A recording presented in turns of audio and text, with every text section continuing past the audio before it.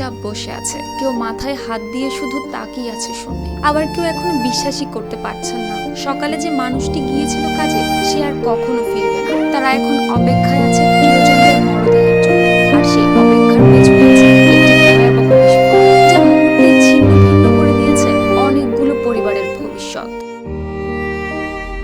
Indian এক্সপ্রেসের তথ্য অনুযায়ী 19 এপ্রিল রোববার ভারতের তামিলনাড়ুর বিরুধুনগর জেলায় একটি আতশবাজির কারখানায় ভয়াবহ বিস্ফোরণ ঘটে।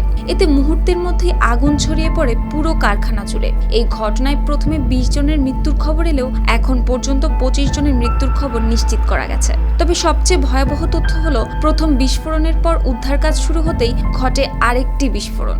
সেখানে পুলিশ, দমকল কর্মী এবং কয়েকজন সাংবাদিকও আহত হন। এছাড়া দুর্ঘটনায় দগ্ধ হয়ে প্রাণ হারিয়েছেন শ্রমিকরা, আহত হয়েছেন আরো অনেকে। আর এই দুর্ঘটনার পর থেকেই হাসপাতাল ও মর্গের সামনে ভিড় করছেন স্বজনরা। কেউ কান্নায় ভেঙে পড়ছেন, কেউ চুপচাপ বসে আছেন শেষবারের মতো প্রিয়জনকে দেখার অপেক্ষায়। তাদেরই একজন জানান, আগের দিন তার মা স্বাভাবিকভাবেই কাজে গিয়েছিলেন, কিন্তু পরদিনই আসে মৃত্যুর খবর। এই ঘটনায় ক্ষোভে ফেটে পড়েন নিহতদের পরিবার। মরদেহ গ্রহণ করতে অস্বীকৃতি জানিয়ে তারা সড়ক অবরোধ করে বিক্ষোভ শুরু করেন। তাদের দাবি প্রতিটি পরিবারের জন্য অন্তত 20 লাখ রুপি ক্ষতিপূরণ দিতে হবে।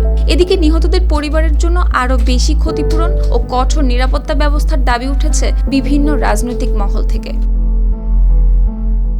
সুপ্তি রায়, RTV।